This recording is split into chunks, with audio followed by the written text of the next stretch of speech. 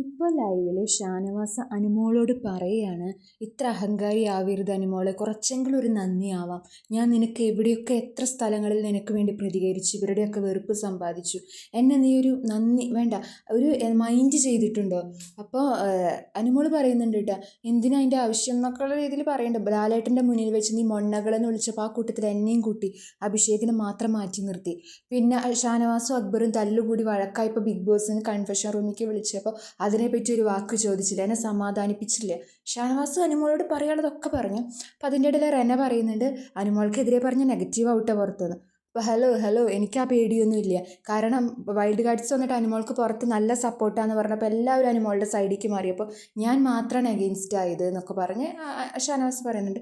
ഷാനവാസ്ക്ക് ശരിക്കും ഒരു റിയൽ ആയിട്ടുള്ള ഒരു ഇമോഷൻ അനുമോളുടെ അടുത്തുണ്ട്, ഒരു സഹതാപമുണ്ട്, സ്നേഹമുണ്ട്, എല്ലാം ഉണ്ട്. പക്ഷെ അനുമോൾ അത് തിരിച്ചു തരുന്നില്ല എന്നറിഞ്ഞപ്പോഴാണ് അത് അനുമോളുടെ ഗെയിമാണ് ഇങ്ങനെ നിൽക്കലേന്ന് ഷാനവാസിന് മനസ്സിലായി. ഇതൊക്കെ ഷാനവാസ് മുൻപ് ജിസേലിനോട് പറഞ്ഞ കാര്യങ്ങളാണ് ഇപ്പം നേരിട്ട് അനുമോളോട് പറയുന്നുണ്ട്. പക്ഷെ അനുമോൾക്ക് സത്യം പറഞ്ഞ് ഇങ്ങനെ മനസ്സിലായിട്ടില്ല.